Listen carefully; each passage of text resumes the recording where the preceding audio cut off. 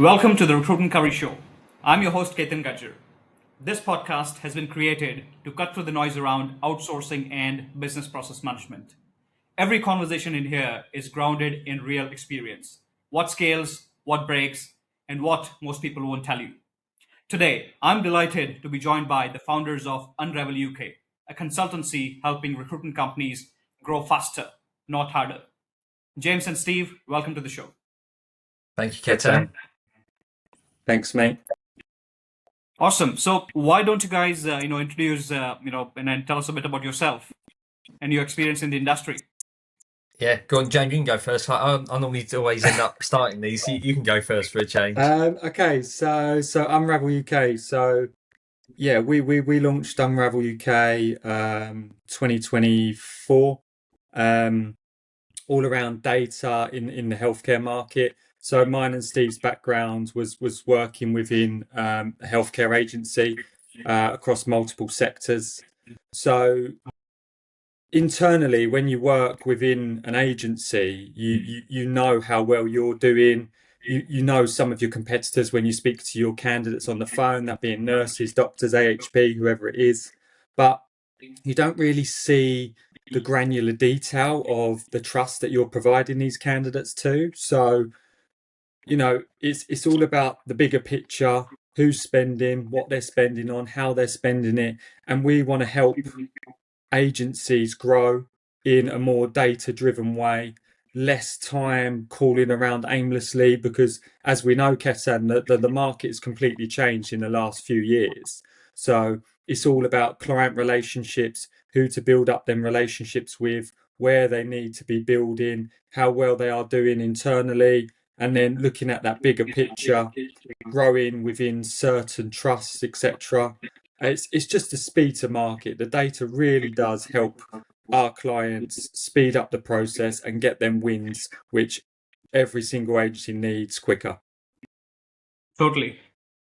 Yeah, I think for me, and people that have spoken to us and know about Unravel, frustration is the big thing for me.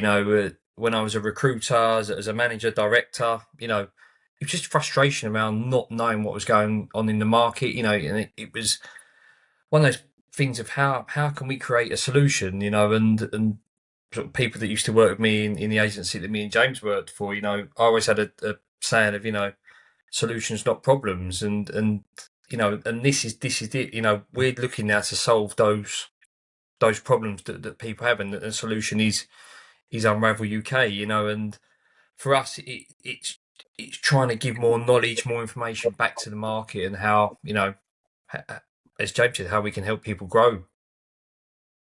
And then you got extensive experience in the healthcare recruitment space, isn't it, Steve? Yeah, so myself, I've been in it for, it's going to show me age now, and obviously my balding head, or bald head, shall I say. 25 years healthcare recruitment experience. Started, as an RC, and then my career grew. I've set up desks, set up new businesses, grown desks, grown teams. Taken a business on a real big sort of growth journey, and and whilst data is our main product for Unravel, myself and James, we utilise our experience within the market, and we do also offer consultancy to our clients as well, as part of our offering, utilising our experience now, knowledge that we've had in the market. Because again, it's a very simple term, but you don't know what you don't know, and I've said this to so many people, and even, me and James have worked with a couple of clients now, and what we think is simple knowledge, a simple task, a simple process. Others it might not be. They might not have thought of that, and myself and James are here, not to point out the flaws in people's businesses or whatever else. It's to actually help them, grow, whether that's using data or whether looking at process management, change management within their business. We offer a rounded product now, over, which has grown over the last, coming up to 18 months. Yeah, definitely. And all clients are completely different as well. So everyone needs a different aspect of data or consultancy, things around, helping out internally, policies, procedures, whatever it may be. And with our data, obviously that's firstly for the BD, mapping out the market, things like that, and then we just grow out of there wherever our client needs us, really. Certainly. So, obviously data is the new oil and bread and butter, especially when it comes to at least the healthcare staffing industry and then, beyond. But one thing that you mentioned, Steve, about something that's pretty simple to you, but might be totally different to a business owner or business leader. And then I always believe that something that's obvious to you is novel to somebody else, Yeah, right? And then, yeah. I That's give you the proved example. out. Yeah, Uh, that's proved out a few times, and me and James have sort of done calls and teams with people, and you know, I don't want to sound rude or big headed at all, but you start thinking, well, why has someone not thought about this, or why has someone not thought about that? Which is just a simple process or a simple action to us because we do have that vast knowledge and experience within the market. And what's even, I suppose, is a nicety for both James and I now. Obviously, I'm sure many people will resonate with this. Certainly in the healthcare recruitment market. Obviously, I can't comment on other recruitment markets.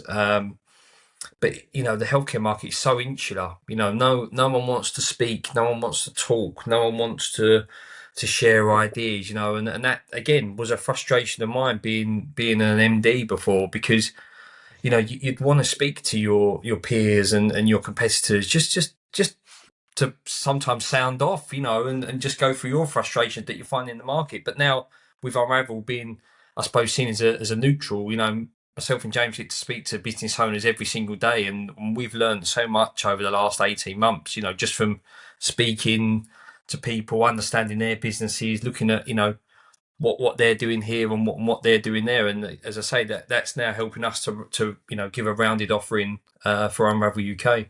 100%. And it's just like we're a neutral, Ketan, as Steve said, these agencies come to us, we have that discussion just for a chat. It's not always, oh, like we want to buy your data, we want to do this, want to do that. It's just for a chat, and it's good to know because these guys are on the ground every single day, and with our data we see the overall view of it, so it's good to see what our data looks like compared to what's happening on the ground. Okay, we're getting a little bit more nursing coming through at the moment, right? Okay, that was showing our data in X amount of time, so we can look out for that and see trends and track it with current things on the ground in the market. Absolutely, it's a bit like what I and Mac do, and then we've always all been sort of on the neutral side of things, working with a number of agencies, across sectors. So, and then that's one thing that we learned over the last 2 decades is, what works somewhere, and why, and then why is it not working, with some other agency. So you're sort of in the right spot there. So, I've got this question, and I know James, we touched upon this point just before the recording. How did you come up with the name Unravel UK? Yeah, we was just bouncing around some ideas, and obviously, Steve started Unravel, and he was asking me, "Oh, what do you think of this? What do you think of that?" Of some names, and then yeah, he was just bouncing them around, and was like, "Oh, that sounds like a good name," just because it's around the data. So you're unraveling the data, you're unraveling new clients to new clients, as in agencies to NHS, things like that. So it's all around just getting more out of that data, unraveling the procedures and things like that. But yeah, it's an interesting name. Sometimes there's an Xbox game called Unravel as well. So it's hard. Obviously, we're obviously not an Xbox game, but yeah, it's yeah, Unravel UK. It's a bit of a funny name, but we feel like it says what we do, Yeah, which is good. I always think of the analogy, with if afraid of something, you pick that and you keep pulling it, and it unravels, and that's exactly what our Yeah, business is. We look at the data, and the more that you start to, pick away at it, the more that it unravels and the more answers it gives you. So yeah, I think it's quite an apt name for our product. But yeah, we didn't we sort of said, yeah, let's go with Unravel, and then when we started looking into it, it was like, there's an Xbox game, but we was both sort of bought into the name at that point. So yeah, we become Unravel UK.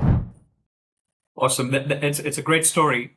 But one more question there then. So what is one thing that a lot of people don't understand about what you do, especially when you first interact with them? I think for us, it's probably not so much about what we do. It's more understanding what we can offer. I think that's.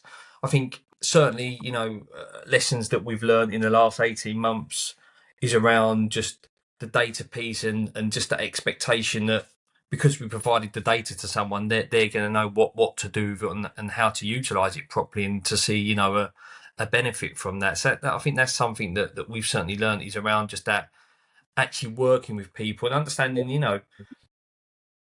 just to go back to the recruitment piece, not everyone's the same, not every business is the same, not every doctor is the same, not every nurse is the same, not every client is the same. And we've, as a business, we've now tailored our offering to meet the needs of our clients as well. I suppose, we could say that we've unraveled ourselves a little bit in regards to how we now offer, because I think people can be probably a little bit taken back about the level of data that we can offer and what it actually shows. And I know for a fact, if I would have been given this, when I was sort of as a recruiter, I probably would have shocked me a little bit and maybe given me, I don't know if I'd want to have used it properly or not. And again, this is where myself and James now work with our clients to make sure that they are utilising the data properly, because that you can use it in two different ways. We've had to work with a couple of clients recently because some people take a data and use it as a bit of a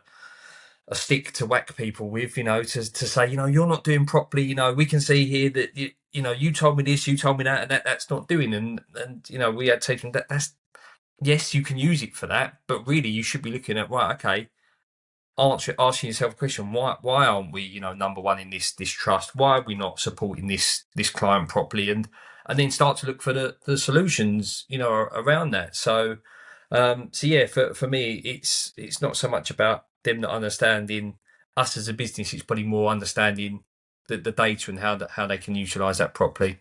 Yeah, definitely.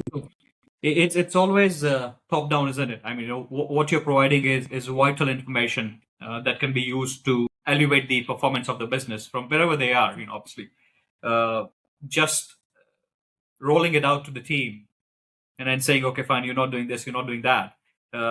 If it's used in a structured way, it's got a much better output compared to 100%, just saying, "Oh, here's a tool, go use it." I wouldn't have a clue, if you just give me exactly. Yeah, whenever we start, so whenever anyone buys data from us, whether it's a full data set or a dulled down smaller version, myself and James will always offer them a couple of hours consultancy as part of that service. And one of the first things we say to them is, right, what is the business objective? What is it you're looking to achieve? If we know that, then we can work with you in regards to, right, okay, this is where you need to look at this data, this is where we feel you need to utilize this, and really just understand that business. Because you're right, Ketan, if people just throw in the data and say, here's the data, go off and deal with it, yeah, they're probably not gonna get the value out of it. But if it's actually understanding, right, okay, so our objective is we want to grow in this area, right, okay, well, let's start to work down, and James made a very good point to one of our clients a few months back. Why are you trying to reinvent the wheel with what you're doing? You're doing very well in 5 of these trusts. Let's replicate what you're doing in another 5. Because you've proved your proof of concept. You've proved your delivery, within these 5 trusts already. And okay, we'll look to see how we can take you maybe from number 4 to number 2, on the competitor list. But right, okay, so you want to grow a new area. Why? Why do you want to grow a new area? Why don't you just replicate what you're doing here within this trust here, and grow that way? Absolutely. So, obviously, you want to make sure that you got the right objective and then that clarity is very important in whatever you do, be it a product, be it data set, be it a service. Yeah, Because unless you are aware about what is the use case, as James would resonate, when it comes to any of these tech solutions, you need a use case. That, okay, Yeah. fine, this is what I'm going to use it for. So on that note, James and Steve, what was your first big project, and then or big win that validated your idea about Unravel UK? I think for me, it wasn't like the first sale or anything like that. It's when we're speaking to these CEOs, these MDs, these agencies owners, and they just sit there on the call like, wow, okay, the market is huge. I didn't realize it was like that. Where my position was, it's just them resonating, saying, your data is credible. That's the main thing, yeah, and it's then went from there. Going forwards, it's just every CEO, MD, things like that, they're always taken back with what we can offer and what we can show about the market and how quick it can map out the market into new avenues if they want to go into new business or, consolidate their position in the market, whatever it may be. It's just that they were bowled over, as you'd say, by looking at the data, I'd say. yeah. I Sure. think for me it was when we probably got well when I got the first data set back, and for those that know me, my most of my career has been within the mental health market, within psychiatry, and I helped the previous business, grow. Well, we took that department to probably top three within the country, and there were certain clients that I thought that we was really outperforming our competitors, and that first data set back that we got back, and I was blown away that what I thought wasn't actually true, and the data proved that, and for me that was the validation there that there's got to be something here because if I'm seeing that as an ex MD, if I was still in that business, right, I would be thinking, right, this is what I need to do here, this is what I need to do here, this is what I need to do here, and implement a plan which I can then feed out to my business managers, teams, whatever to then pick that back up. So yeah, and I suppose that's how the business has now grown with us and the data and allowing us to do that with our clients as well. Awesome. So it was mainly, one is, your common tangent, which is the background in the industry, and you having worked as an MD in the healthcare recruiting industry. It was an eye opener, when you got the first data set that look, Yeah, if this is how I'm feeling, I'm sure there are plenty of other people who feel that the target addressable market is this much, but it's this much. yeah, Uh, yeah. and there was sort of the proof of concept that this is going to be useful to a lot of business owners out there. Yeah, and I think whilst I suppose you've got to take your bias hat off as well because again, myself and James, we sat there and we thought, right, yeah, we could use this data, but as we've already said, it's not for everyone, and I think that probably took us a little bit of a time to adjust, understand as well, because for me, it's like, wow, if I'm feeling like this, as you said, there must be others out there which feel the same, and that's where that whole piece about the knowledge piece and the brand awareness to make them businesses understand that this data is here to help them and to help them grow and for them to understand that really and that's the bit I think that probably James and I have taken a lot of time to think about, a lot of time to develop over the past sort of 18 months to improve our offering really. Yeah, definitely, and to be more flexible with our approach because every single agency is completely different. We're speaking to multi-million pound turnover agencies, we're speaking to one-man band agencies, and what fits for one doesn't fit for the other. So that took a bit of time to manipulate the data and say, okay, we need to change our offering, things like that, and now we work across one-man bands. We work across multi-million pound agencies. So yeah, it's very versatile in whatever business you run, really. If you were to summarize in one sentence in terms of your individual roles, how have they evolved over the last 18 months? For me, I'm very operational, sales, finance, marketing. I do everything, Ketan. Steve just turns up. No, no. Yeah, I'm the face. I'm the face of Unravel. I think that's yeah. what James is trying to They say. don't want to see my face, Ketan. That's it. No. So Steve is more outgoing sales. I take on the like the account management sort of thing with our clients once they're on board, and more operational around the data. But yeah, that's it's hard because as a small business, Ketan, you have to do everything, as you well Yeah, know, and you have to wear many hats. And what we have found, well, what I have found especially, is speaking to men, women, whoever are top of their game in different sectors. So you want to be speaking to that accountant, you want to be speaking to that marketing, lean on them for their benefits and their experience in specific sectors, because you don't know everything. You need to be a sponge. You need to learn. You need to go out and get the right people, talk to as many people as you can, get them on board, and really lean on them, because if you just want to do everything internally, you're never going to go anywhere. You're just going to be treading water. Totally, totally. So, and so, obviously, to summarize, Steve is more outward focused, and then, you are more operational, day to day, and then also looking after the existing clients that come on board, Yeah, and yeah, then so on. definitely. yeah. I think we both probably share a lot of the processes and practices, internally. But I think certainly, before I launched Unravel, I'd done some consultancy work, and helped some businesses there. And through that, I then built up hell of a lot of contact very, very quickly. So I suppose in my role now, I utilise a lot of those contacts. I think as well, what I've certainly seen a change in myself and the way I've had to approach this is that bit like what we talked about at the moment. Sorry, at the start, was that we just expected everyone to get it with Unravel. We expected everyone just to speak to us and be like, yeah, that's it, eureka moment, light bulb. We need Unravel. That's not the case at all. We've had people, yeah, it's good, not for us. Yeah, it's good. Oh, we do our own. We do our own.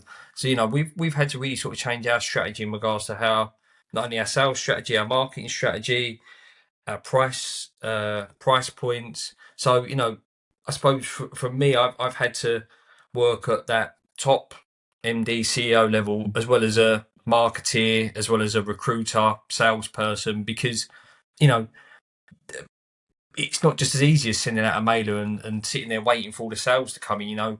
You've had to bang the phones. I've had to arrange to speak to people at 8 o'clock at night. I've had to get up early to jump on a Teams call with someone. You've had to, all those skills, experiences, knowledge that you learn back as a recruiter. I've had to BD. We've had to bring all those to the front, haven't we, James? And it's been enjoyable. It has been enjoyable because you're doing it for yourself, and you're seeing the results from that. And when we get a win, we're showing the teams to each other. I've got bought a sales board up here, that we put our clients on, and yeah, it's back to, I suppose, that recruitment that put a little bit of a fire in the belly, really. Exactly. You got to roll up your sleeves and start from, obviously wherever you are. And I think, we totally get that, because that's how we started our business, Yeah, 5 years Yeah. back. You got to do everything. So a couple of things now, from the industry standpoint perspective. And then one thing that I've got here is, from your work with the agencies, what are the biggest operational or structural challenges that you see today? For me, obviously, healthcare has taken a dip over the last 18 to 24 months, whatever it is. And biggest, challenge with agencies is we haven't got any money. You know, that's probably the biggest challenge. We're reducing heads, we're making people redundant, we're cutting costs wherever we can. So why should we add on another subscription service to the 10 subscriptions we've already got? So I think it's working with agencies, opening up their eyes to actually see, okay, this can be a cost benefit for me, because yes, I've had to get rid of one BD, two RCs, whatever it may be, but this subscription is 1/10 of whatever I was paying per month for the people on the team. And it's just going to accelerate my position and enhance my current BDs and RCs at the moment. So I think for me that's the biggest challenge speaking to the agencies at the moment. It's just around cost, because the market isn't where it was, Ketan. Yes, we're getting some benefits now of, like, when we're speaking to these people saying, yeah, it's changing, we're getting some green shoots, which is brilliant. So hopefully that continues. But yeah, around money and cost is probably the biggest thing we come up against at the moment. Yeah, I think for me, what the biggest I think is probably both operational and structural challenges. Is that look, COVID was a horrible time, but then the healthcare market see a massive boom on the back of that. From 21 through to the middle of 23, there was a lot of agencies out there which done very, very well, and done very well, added a huge number of people to their teams, which probably, and again, without sounding rude, weren't recruiters, were probably just very good admin people and whatever else. And I think what the biggest operational shift that we're now seeing now is that actually those businesses sit in the downturn are actually thinking to themselves, yeah, I've not actually got recruiters here, I've not actually got the right types of people. So, we have it every day, and this is where our positions have evolved and the business has evolved. No, we've placed recruiters into people's businesses for them, because they've come to us and said, do you know of anyone in the market? We've had people approach us saying, oh, do you know of people that are looking for recruiters as well? So I think for me, probably for the next year, 18 months, even 2 years, I think you're going to see a lot of shift in regards to going back to that traditional recruitment process in regards to BD, as I already said, get on the phone, just being that more salesy, because again, from the work that me and James have done from a consultancy point of view, we've helped one business launch and grow a doctor's team, and part of that, we've jumped back on the phones and we've done a bit of BD to get them onto Cascades and onto Vens, and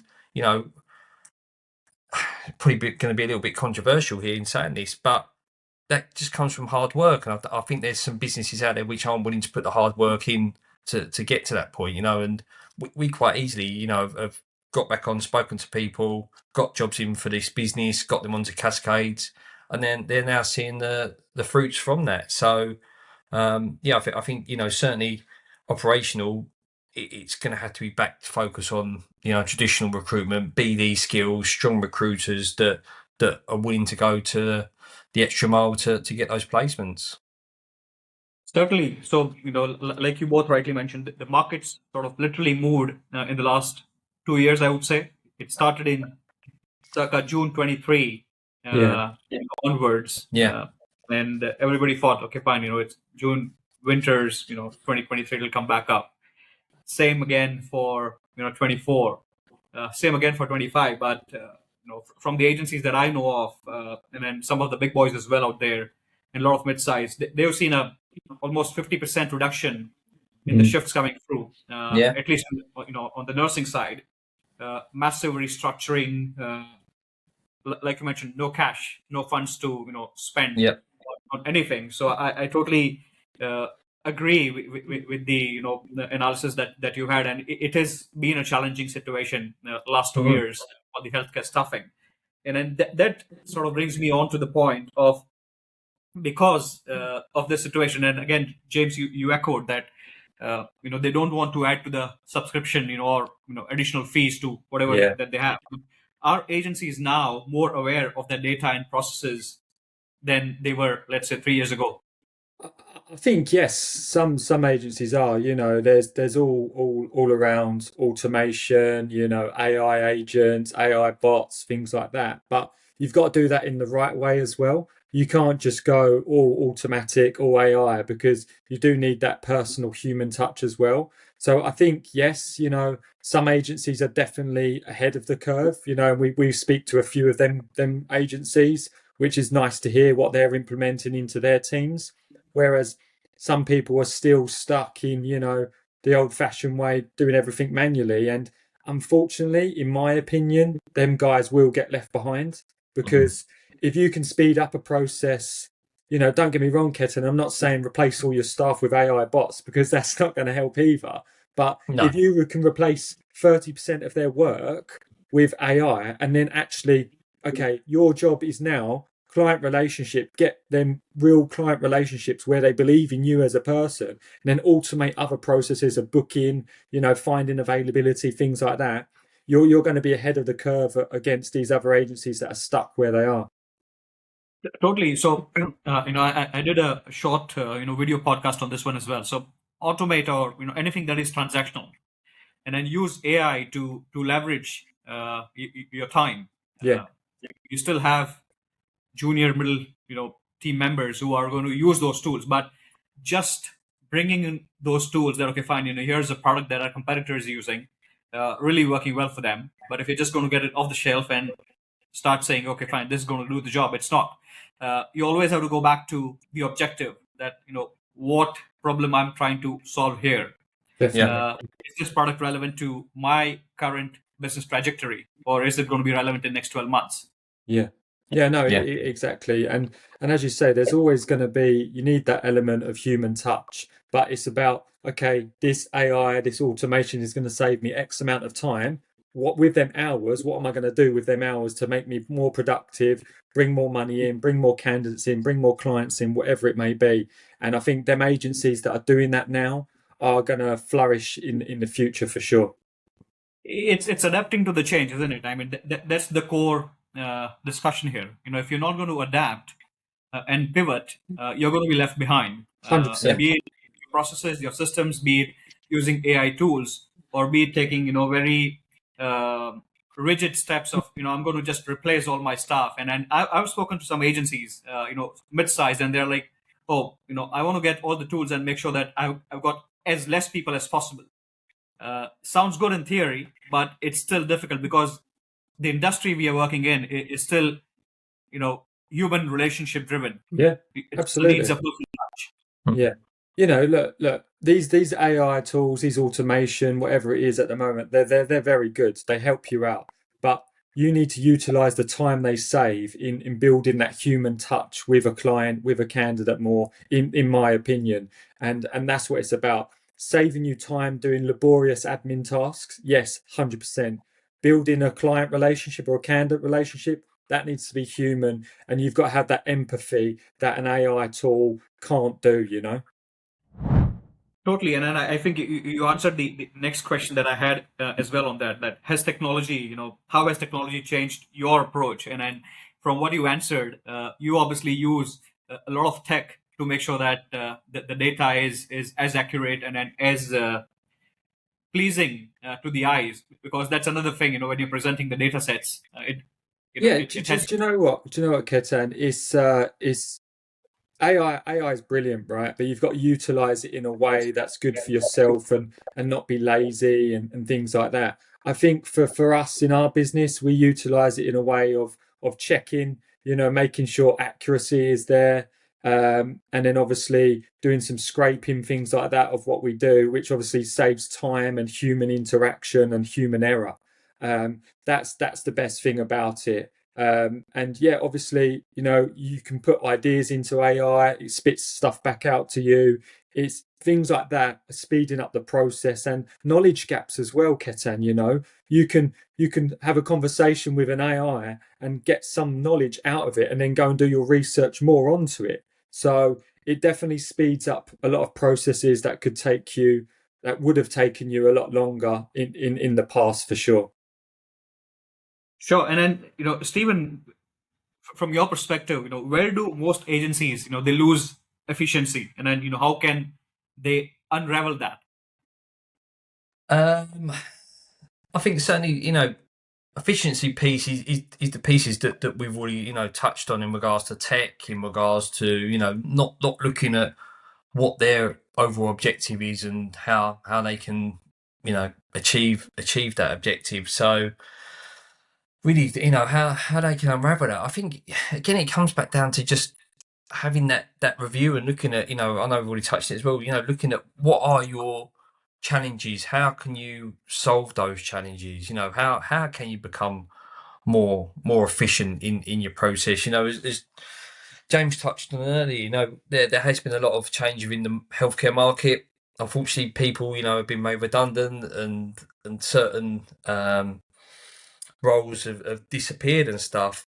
We've worked with one client that they decided that they wanted to downscale their BD team, and they come to us to see how they could utilize the data to fill some of their gaps, and straight away that's given them an efficiency there, because they're looking at, right, okay, now we're going to make sure our BD team is more targeted in their approach. They're going to know who they're going after, and they're going to know who they're going to approach because they've got spend there. It takes that guessing game out of it. So I think that there's that saying, do the same thing, get the same results. And I think this is where the change has got to be. Look, if you're happy getting the same results, perfect. Keep doing the same things. But if you do want to, become more efficient, you do want to get ahead of the curve, then you do have to change your approach, and whether that's using tech, whether that's using data, whether that's using third-party consultancy, whether that's just having a structural overhaul, that's got to come from the board, from the powers that be, and then if they want to use someone like Unravel, we're here to support them. So again, I'm going to ask a slightly direct question here, especially for small to medium-sized healthcare staffing companies, and then given your experience of last 2 decades, leading large teams as well, what are the top couple of factors where you see agencies need to be more efficient, especially in the current scenario? One is business development. Definitely, you need more clients to come through. But apart from that, because the way the things have turned out, redundancies, less clients, less shifts, more candidates. What are the things that you would suggest the agencies work on? Again, I'm talking about more boutique ones, the ones who really want to break through. I think for me, when speaking to these nursing agencies, obviously we know, Keta, nursing has been hit hard across the healthcare sector. And they're spending a lot of their time on portal systems, things like that. Yeah. There's more efficient ways to run a portal system than for a person to refresh a page every 2 minutes or whatever it is. I think to be more efficient around that, and availability as well, to make sure you've got some sort of app or intelligence where these nurses can update their availability in live time, and it uploads into your CRM in live time, because there's nothing worse than going, I've got this shift tomorrow on the system. By the time you've had that phone call, it's gone, because someone else is more efficient than you. It's efficiencies like that in the nursing sector that will still be able to you'll still be able to earn a good living, get good clients on board, have a good number of RCs in your business, and turn over a good amount of profit as well.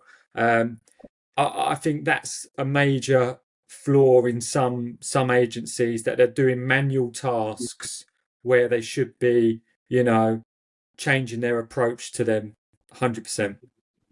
But for me, I think it's the utilisation of partners. I think there's still a lot of skepticism around, going outside of their internal structures. So, the first thing, James and I done once Unravel was going, obviously we come to yourself and Matt Ketan, and looked at how we can utilise, outsourced facilities there to benefit us, and we still speak to some agencies now, that are small, that are spending a hell of a lot of money, and first thing we talk about is, we thought about offshoring. I'm not too sure, but why? Like, give me a reason as to why. At least give it a try, and then if it doesn't work, at least you can say you've tried that. So you've got that as a tick, which will give you cost savings and efficiency. Marketing teams, lead generation teams. There's so many clever businesses out there now that that can support businesses and help them grow. As James said, the reason why Unravel is still going in a tough market is because we've utilised experts. We've gone to marketing experts, we've gone to lead generation experts, we've gone to offshoring experts, and they've then supported the business in how we develop. And we recommend that to all of our clients that we work with. If they come to us with a challenge, have you thought about this? Have you thought about that? And I've already touched on it, but this is how Unravel UK is evolving and is growing, because we can now offer so many different partners to our clients that come to us, whether that be offshoring, whether that be lead generation through a marketing team, whether that be a tech solution.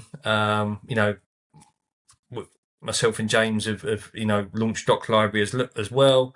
So there's so many different aspects now, as James touched upon. To look at how can I get some efficiencies? How can I improve my standing in the market to develop? And I think, sorry, Ketan, just to touch base back onto your question, you said about the small to medium enterprises. I think because look, we've all been there. Cash flow is tight at start, right? And you always, okay, well, I need this, and this.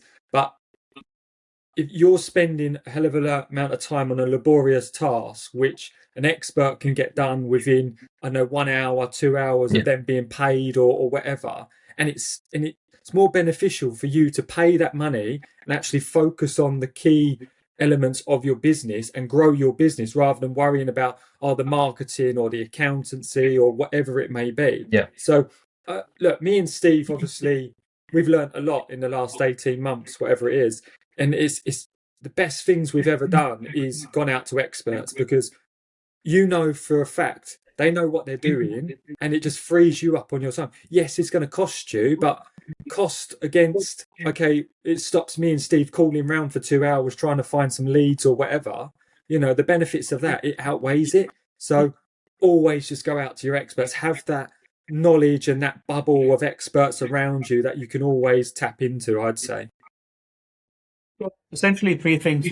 What we're talking about here is, one is, Jane, you highlighted the importance of trying to use automation and not advanced but basic, starting with an app for availability, and then making sure that you got that integrated with your system. And I'm sure there are plenty of off-the-shelf apps available these days, which the agencies can start using.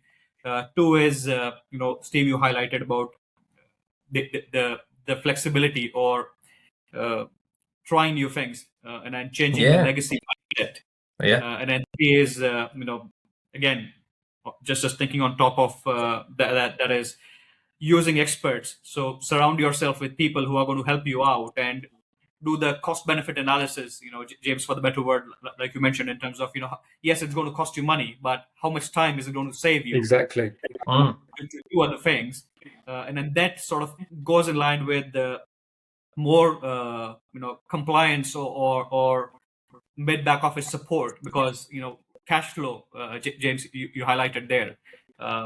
If it's a smaller boutique agency, essentially if the business owner is going to be spending time chasing the cash, are they going to have enough time building relationships, training the team, supervising them? So having that support either in-house or outsourced is going to be a game changer wherever it is. Definitely. Awesome. So a bit more on the recruiting sort of things, and then this is for both of you now, because you work with a number of agencies. What separates high performing agencies from the average ones? For me, it's right now, it's a client driven market.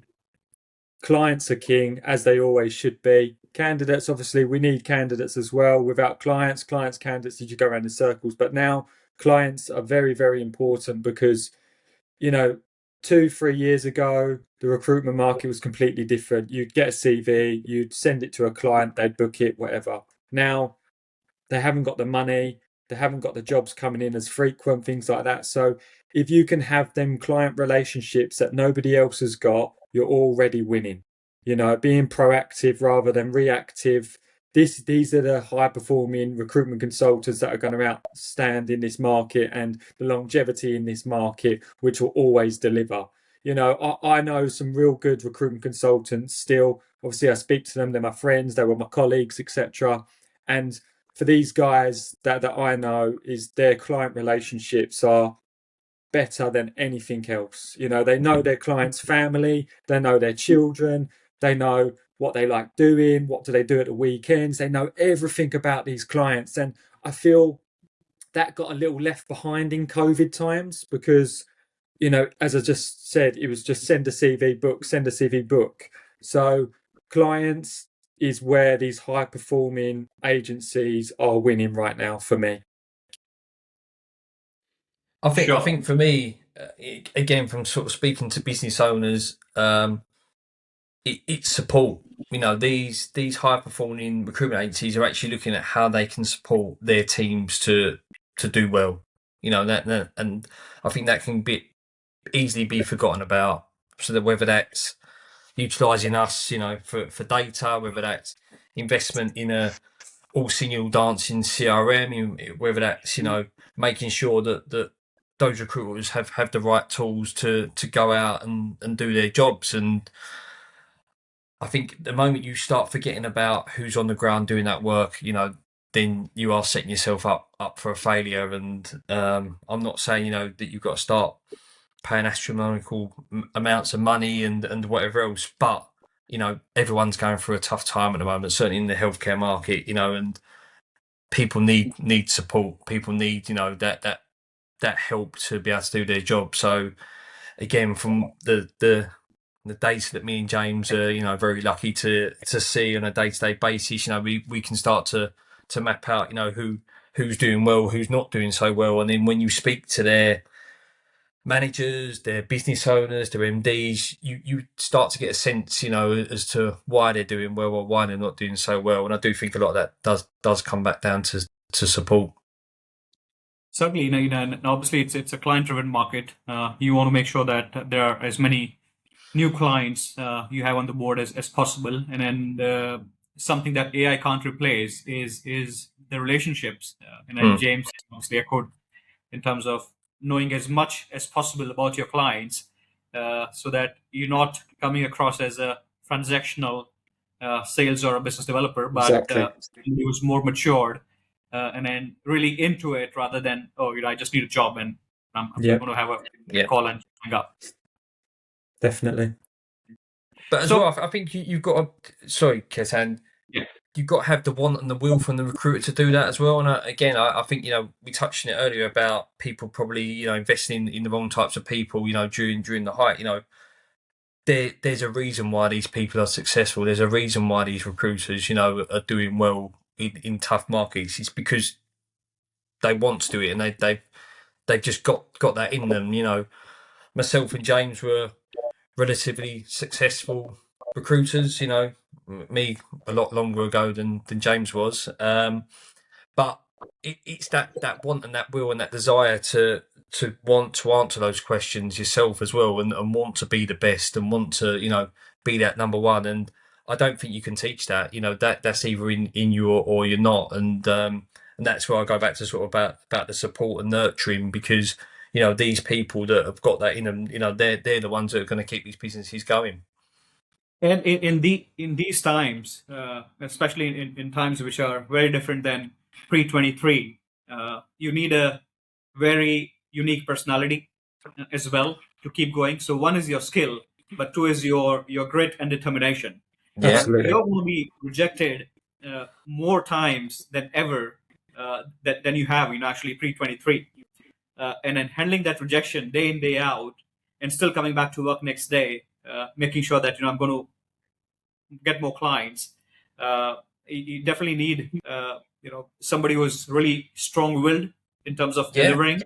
Yeah, definitely. This is what me and James are sort of facing every day with Unravel, and that's why I talked about, utilising our recruitment skills that we learned, years ago. I spoke to a new client that we're trying to get on board. I've been trying to get on board for ages, and I finally got through to one of their directors, and he's like, "What's Unravel again?" And I spoke to him, and we ended up sort of having a bit of a chat. And at the end of it, he was like, "I'm really glad I got to speak to you, Steve. I can see you would have been a good recruiter back in the day, wouldn't you?" He said, "Because you just wouldn't let it go. I can see you've been trying to get hold of me, and you've got me on the phone, and you've hooked me, and let's get a demo booked." And they're the types of things that people now need to be doing. Is just being tenacious. Absolutely. So with the, we talked about the support that your, top performers, especially the business developers, need as well. And then the data that you're producing is obviously, helping them. So along with that, do you see a shift in how agencies, are building offshore or hybrid teams? Yeah, there was obviously a lot of people offshored quite a lot during COVID, things like that, just to get the numbers, to get rid of that burden in the laborious task, things like that. But the hybrid sort of things as well. There's a lot of people now, work from home, hybrid sort of in the office, things like that. I still feel you need a mix of both if you're within a sales environment, because you need to integrate with your colleagues day to day. It's hard. Me and Steve, we obviously work from our homes at the moment. We haven't got an office, and that's one of the struggles we've both found. As just a simple, oh, what about this, what about that, I've just got off the phone, you want to share that information. Whereas if you was next to someone, it's just standard sharing. They've already heard half the conversation. So Yeah. I think going forwards, there'll definitely be a mix of everything, in my opinion. With the building of offshore teams, I think you will probably get the numbers back into offshore eventually, over the next 12 to 18 months, when the numbers in the UK come back up.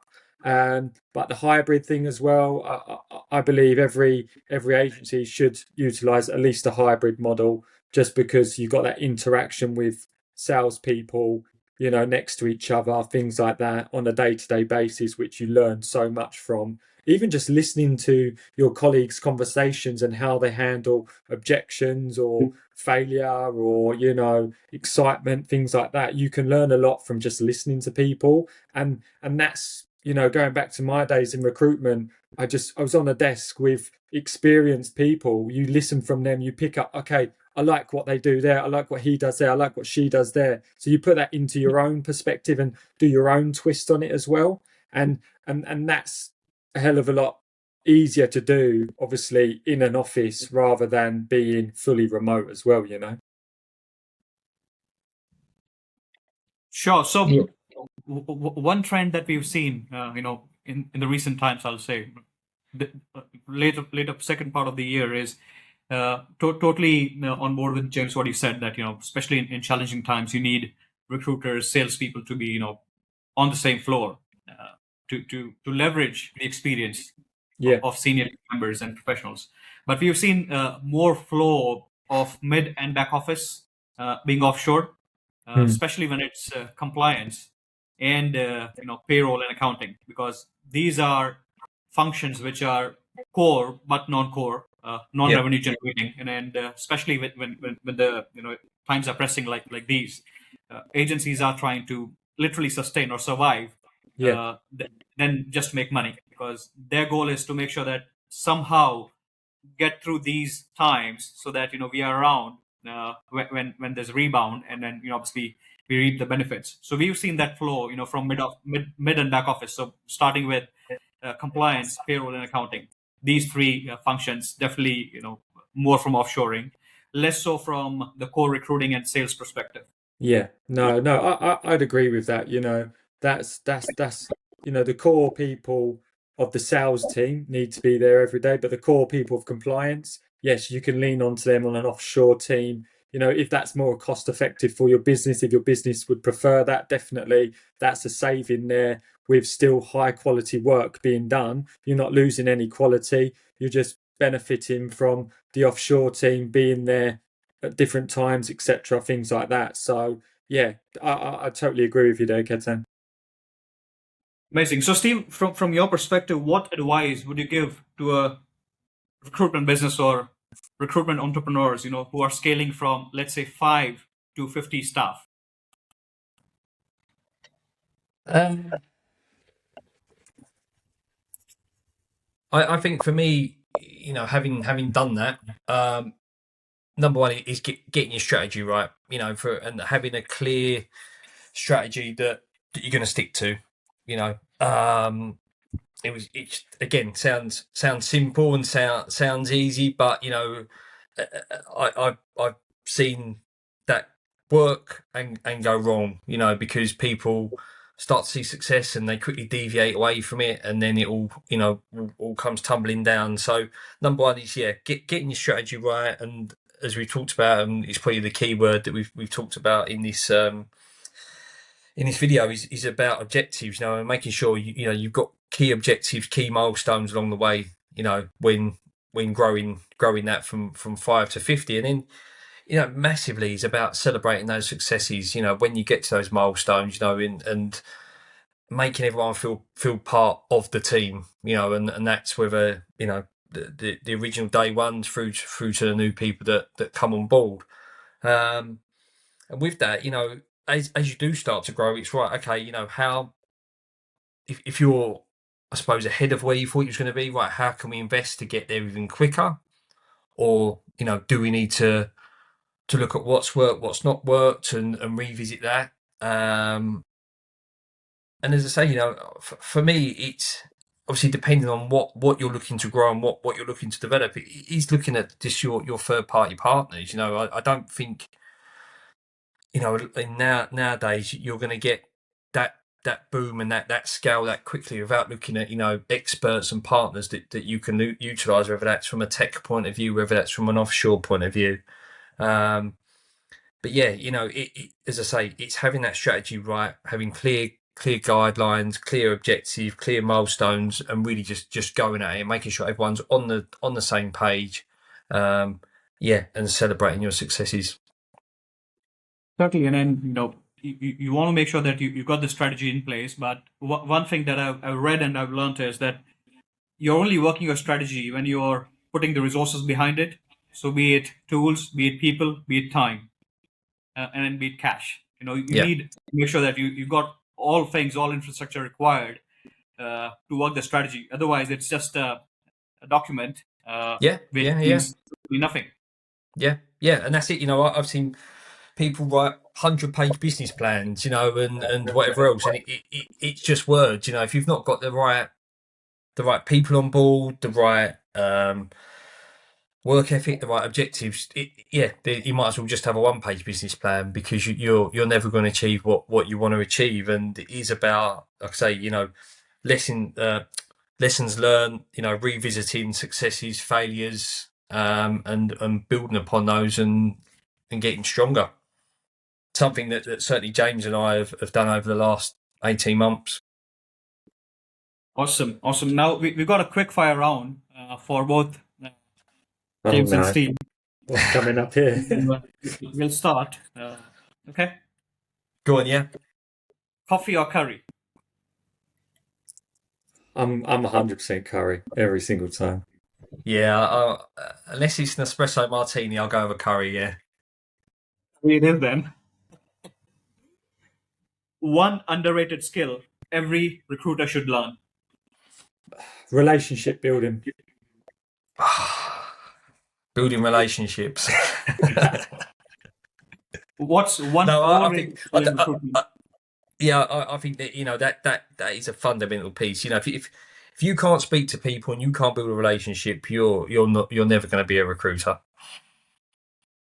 And then you don't want to be all email transactional, which is what a lot of people these days are. Behind the keyboard, more typing, less talking.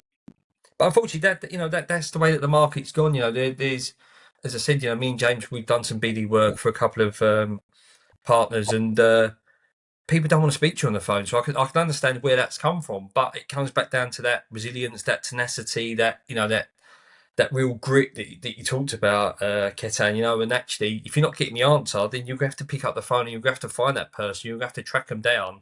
You know, sorry to go off on a bit of a tangent here, but one client or one NHS trust would not speak to you on the phone. They don't have telephone numbers, whatever else. So it's all email.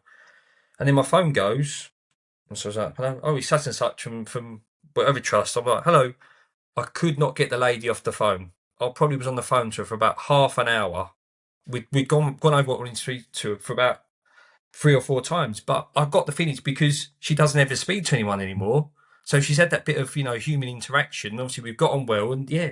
So yeah, you know, whilst I understand why people don't answer the phone, you know, and we say it all the time to recruiters, you know, use the phone, pick up the phone, call someone, don't just hide behind an email. And I'll tell you, because we work with so many agencies across sectors, I know, you know, obviously we are digressing slightly, but this is important. So when we do a database cleansing exercise, Stephen and James, as you know, again, coming back to the data, and then why clean data, you know, be it candidates, be it clients, is critical for an agency. And when we see the list of clients to be cleansed, there are phone number fields on there, which are either empty or in the note, there's a comment, wrong phone number. Yeah. I mean, you're supposed to go and find the right party. You know, if you're a salesperson, then, you know, it's your job. Yes, you know, you've got somebody in admin to doing, you know, helping you out. But if you don't get through, then you have to find somebody who's relevant and then speak to them. That's the only way you're going to close. Definitely. Yeah. But even James and I find it now, you know, we'll be calling through to agencies, through to different businesses. The amount of times their phones are just rung and rung and rung, haven't they, James? It's just you could be a good candidate for them, but they just don't answer the phone. So it's madness, real madness. So yeah, anyone that calls Unravel, you'll either get me or James. We always answer the phone. Awesome. So, what's one overrated skill in recruitment?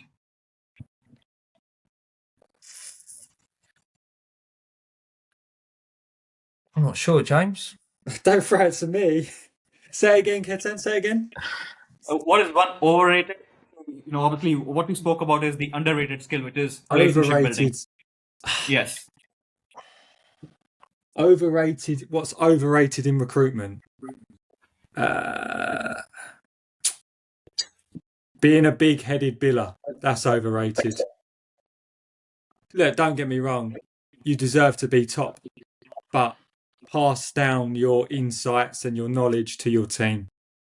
I feel sometimes people that reach the top don't want to share. That is a part of a recruiter, don't get me wrong. Yeah. But you're so good at your job, pass some of your knowledge on to your peers, because the team will benefit from that massively. So should we say I'm too busy to do anything but bill is overrated? Yeah, Definitely. definitely. It's they don't want to do anything else but bill. But that's fair enough. You know, some people are born like that. Some people are an out and out recruiter, and that's absolutely fine. But you know, sometimes just offer that little bit of insight to a junior, and that will make their day, and that leave an impression in them forever. I was going to say I don't think it's a skill, but I think, you know, something that's probably more of a irritation than being an overrated skill is the lack of communication. For me, you know, that, and whether that be, as James just said, you know, not sharing information, not passing down, not filling out the CRM, not giving someone a note. You know, it doesn't take 2 seconds to pass on a bit of communication. So yeah, I don't know if it fits in your overrated skill, but it's certainly a pain. I think you hit the nail there, because I just recorded a podcast day before with a leading expert from the UK recruiting industry, and then we were talking about mid office respect is equal to front office performance. And what you mentioned there, Steve, is more about, one is communication. So people still working in the silos. That's number one. Two is not updating the CRM, or not making sure that the cover sheet is complete, etc., etc. Now, you either do it yourself or respectfully take help from your Yeah. peers on the back office or admin Yeah. team. You Yeah. treat them as equals rather than, oh, I'm a top biller, which goes in line with what James just covered as well. Yeah. And it goes back to what you just said, Ketan, about treating everyone equally. It doesn't matter if you're in again, I don't mean to sound rude, but if you're an admin junior, if you're the MD of a business, everyone's the same. And I certainly, used to work by that rule, because if you're not passing on information to people, why are people then going to pass information on to you? And you could be the top bidder, as you said, of the business, and your candidate calls in, and you've upset someone because you've not passed on information to them. They're going to think, "Oh, sod it, I won't bother giving that over either." And it all goes around in that circle. So yeah, treat everyone equally. I think it's a massive thing. And then that has a massive impact on the one is the culture, which obviously you can't really see it changing on a day-to-day basis. But come 12 months, it reflects in your billings, because it Definitely. will reflect in terms of how you work with your clients, how you work with your Yeah. candidates, and obviously your internal team members. Yeah. Look, when I was an MD, I always had an open door policy. Anyone could come in and speak to me. It wasn't, only my senior leadership team could, and look, you start to get a certain, I suppose, perception, because you're the MD, you're the scary one, of a business and whatever else. But, I used to, if there was someone I wanted to speak to, I'd wait till I'd see him go into the kitchen, and I'd follow him into the kitchen, have a chat with him over a coffee. It's just that kind of stuff. It goes back down to, what we said about underrated skill, building relationships. Okay, you don't only want to build relationships externally, you want to build them internally as well, and that comes back down to that equal mutual respect for everyone. Totally. So one last one, 18 months again, coming back to Unravel UK. What's that one word that describes Unravel UK today? Knowledge.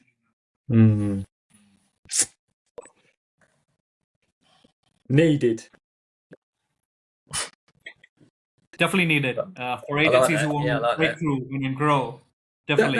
That's it. Do you know what, Kitten? As we refer to, it's not for everyone. We know that, but if you want to have that market knowledge of an overview of market instantly, without investing into a BD person or people in your team calling around, doing all of that scraping, etc., on a day-to-day basis, we have it instantly, an instant overview of the market, where not to waste your time, where to concentrate your time, who to go after, where the wins are. It's just there instantly. And what you're providing, Stephen and James, is a ready-made data set where you don't have to spend time researching. Oh, I'm going to get some information from here, from some here. I'll compile it. I'll do the analysis, and then I will, give it to my business developer. But here, you are the ones who are taking all the pain, putting in all the efforts to make sure that it's handed over to somebody on the team who can hit the ground running with a bit of support, as a starting point. Definitely. Yeah, definitely. As I said, look, our data isn't for everyone. We totally get that. It'd be lovely if it was, but at the same token, as James and you both have touched on, for what our data costs compared to the cost of a person to do it is not even comparable. We spoke to one client. I don't know if I should say this story, but I'm going to anyway. And they was like, "Oh, we do it in house. We do all of our data in house.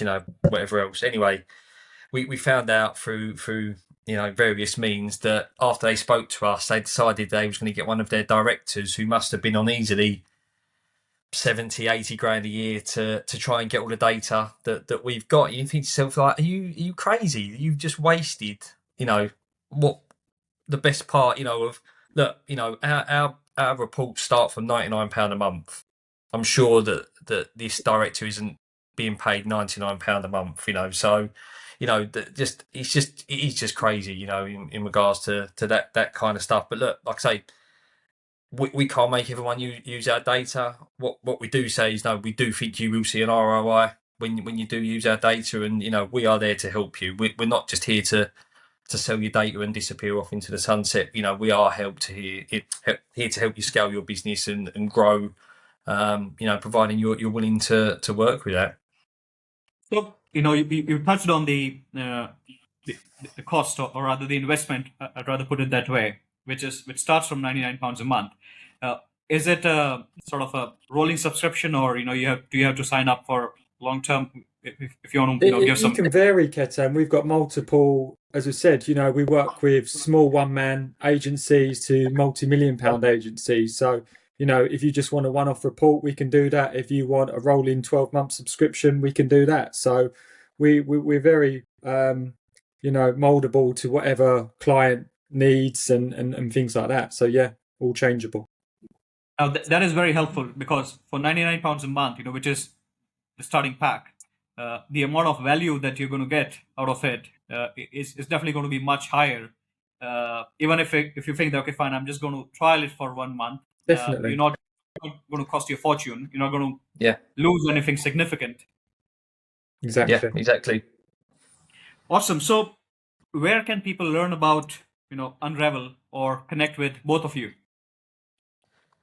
Well, I think you'll definitely find us all over LinkedIn, won't you, James? So you can search for myself, Stephen Anthony, or James Reed on LinkedIn. We share a lot of insights, data, videos, knowledge across our LinkedIn platform. And then on our website, which is www.unravel-uk.co.uk. You'll find more about us. But look, as I've already said, email, phone call, myself and James, we will come back to you and we'll discuss your needs, help you with your journey. Amazing, and I'll include the details anyway, in the description, so that anybody who wants to reach out to you Thank can you. reach out, via website, LinkedIn. But it's been amazing having you both on the Recruitment Curry podcast. Thanks, Ketan. Thank you. It's been good. It's been good. Thanks, Ketan. Awesome. So thank you very much for tuning into the Recruitment Curry podcast. Keep growing, keep scaling, and carry on. Thank you. Cheers.